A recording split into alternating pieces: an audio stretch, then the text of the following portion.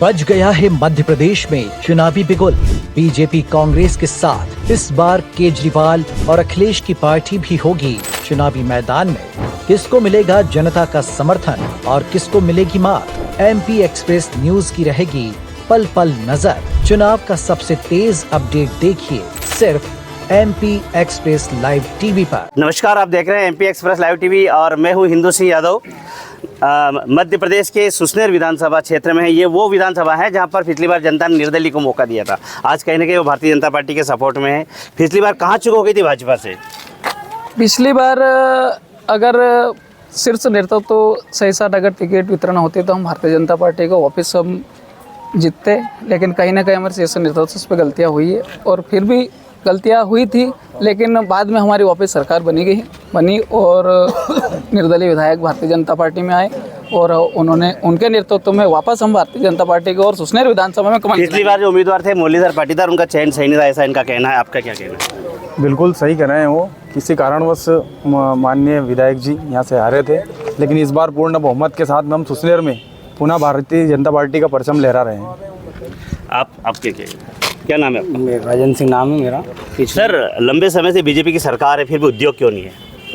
उद्योग लग रहे हैं, आ रहे हैं। अब हमारा मतलब नहीं, मैं किसान आदमी हूँ। किसान के मामले में कोई सवाल पूछो तो मैं बेहतर जवाब दे पाऊँगा। बिल्कुल। आप ये बताइए कि किसान के आज फसलों के दाम नहीं मिल रहे। कल भी किसानों ने आगर मंडी में हंगामा किया है। उनके सोयाबीन है जो 4200 से लेकर 4849 तक जा रही है। इसमें आपका क्या? सोयाबीन 5000 से ऊपर जा रही है। दाम अच्छे मिल रहे हैं, सोयाबीन भी अच्छी पैदा हुई है। जो किसान आंदोलन कर रहे हैं वो झूठ है?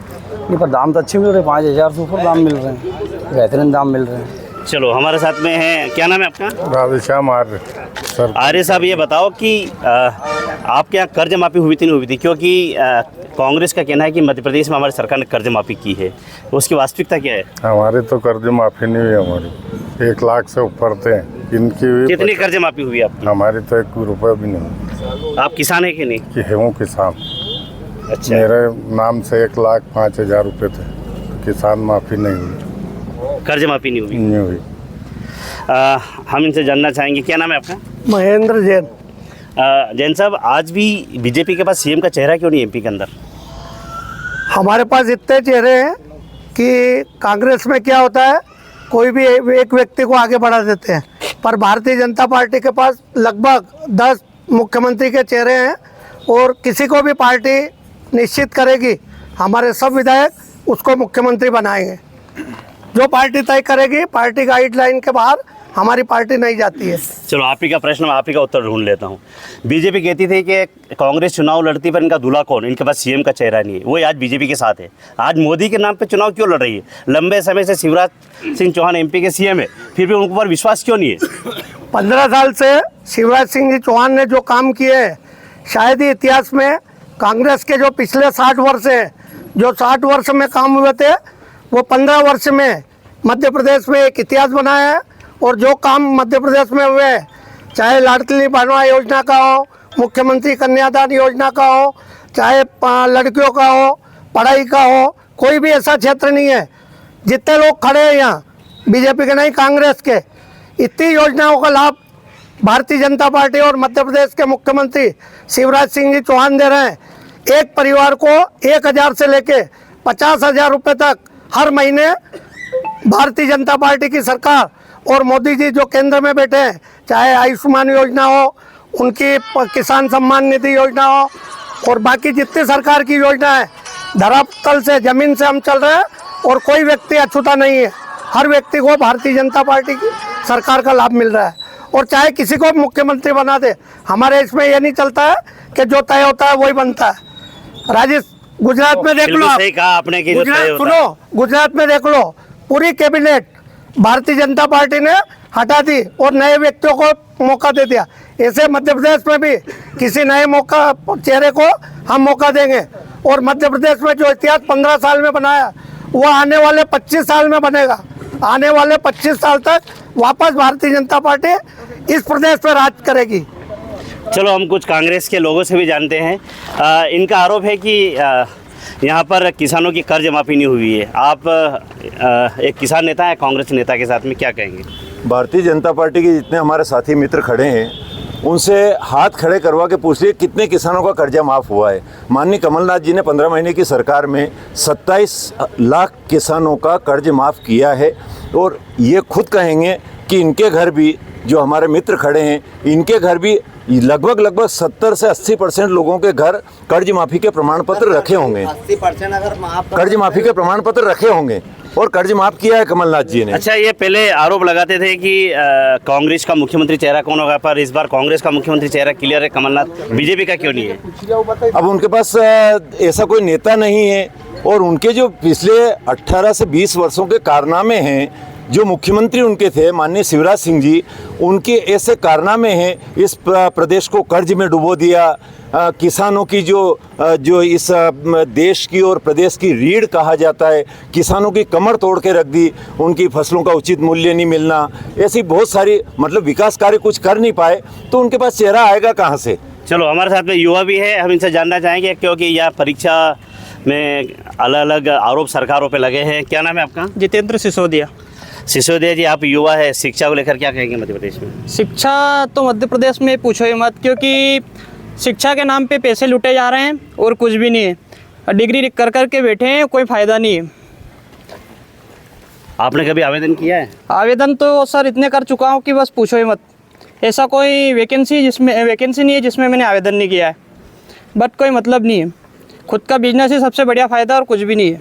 चलो, युवा है हमारे साथ में और है, हमसे जानना चाहेंगे आगर जिले और शाजापुर जिले में संतरे काफ़ी होते हैं, अभी तक फूड प्रोसेसिंग क्यों नहीं है? फ्रूट प्रोसेसिंग की योजना जरूर थी, पर बीच में जो कमलनाथ की 15 महीने की सरकार आई थी, उसने योजना पे पूरा पानी फेर दिया। कौन सी ऐसी योजना आपके द्वारा स्वीकृत की गई थी जो पानी फेर देगा? कहाँ चयनित की गई थी, वो जगह क्या है? सुशनेर में फ्रूट प्रोसेसिंग की गई थी ना, सुशनेर में फ्रूट प्रोसेसिंग के लिए प्रोसेस चालू हो गई थी हमारी, पर कारणवश सरकार नहीं बन पाई हमारी और इसलिए योजना बंद कर दी गई कमलनाथ सरकार ने। हमारे साथ में पीरूलाल जी हैं, काफ़ी मंझे नेता हैं।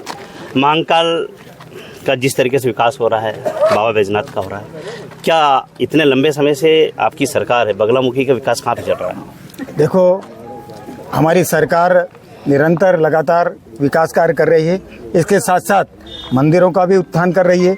इसी संदर्भ में अभी महाकाल का कॉरिडोर बना है, जिससे जनता में बहुत सारा उत्साह है और छोटे छोटे उद्योगपतियों को उद्योग के लिए बहुत सारी जगह मिली है और छोटे छोटे दुकानदारों और अभी इस प्रकार की इनकम होने लग गई है कि वहाँ के छोटे छोटे लोग भी करोड़पति बनने लग गए। इसी प्रकार आने वाले भविष्य में माँ बगलामुखी मंदिर को भी कॉरिडोर के रूप में बनाया जाएगा और अभी 5-10 वर्ष से जो बगलामुखी मंदिर का विकास हुआ है और जो जनता के बीच में जो जानकारी गई है कि विश्व से विदेशों से लोग आकर यहाँ दर्शन कर रहे हैं और उसका कहीं न कहीं हमारी सरकार कॉरिडोर के माध्यम से उसका विकास करेगी। सर, क्या नाम है आपका? भारत सिंह पूर्व भाजपा मंडल अध्यक्ष। अच्छा, मंडल अध्यक्ष, पूर्व मंडल अध्यक्ष। अध्यक्ष जी, ये बताओ आप कि महंगाई को किस रूप में देखते हैं आप?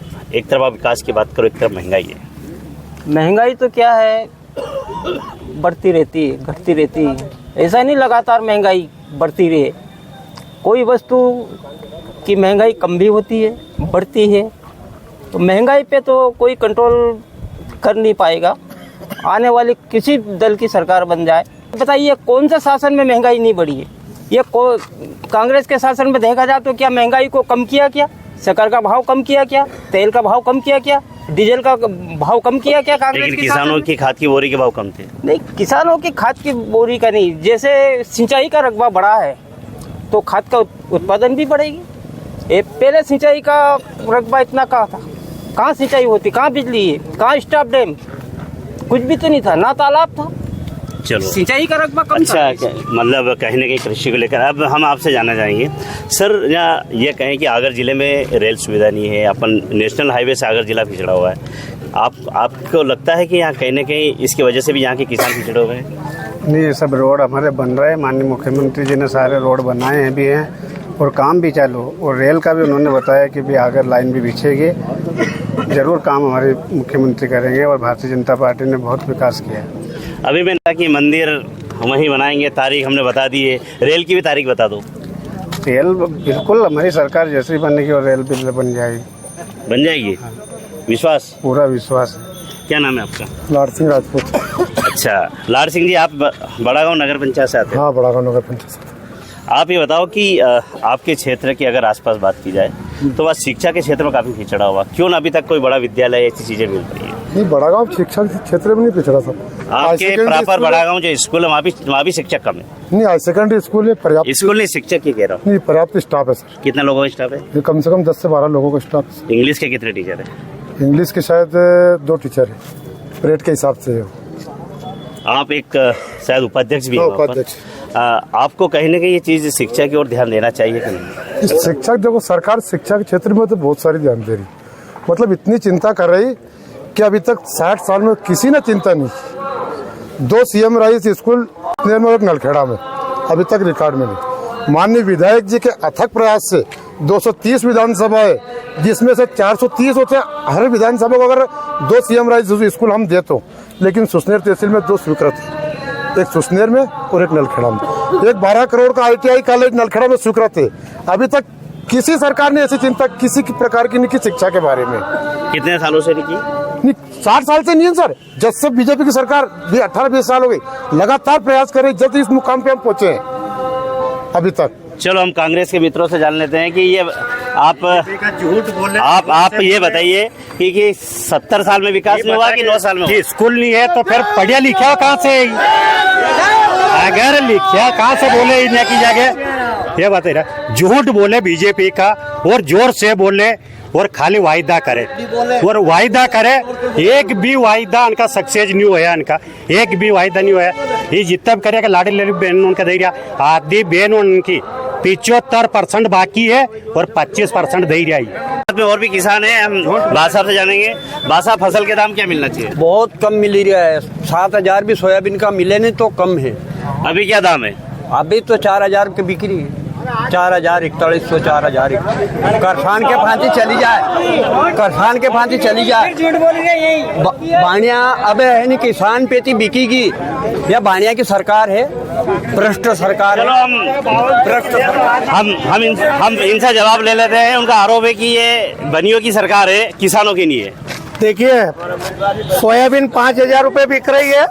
एक समय था जब तेल का भाव 140-50 रुपये लीटर तेल मिलता था, और आज जब से मोदी जी लगभग 1 वर्ष से सभी भाव पे कंट्रोल किया तो 100 रुपये 90 रुपये में तेल का पाउच मिल रहा है, जो 150 रुपये में मिलता है।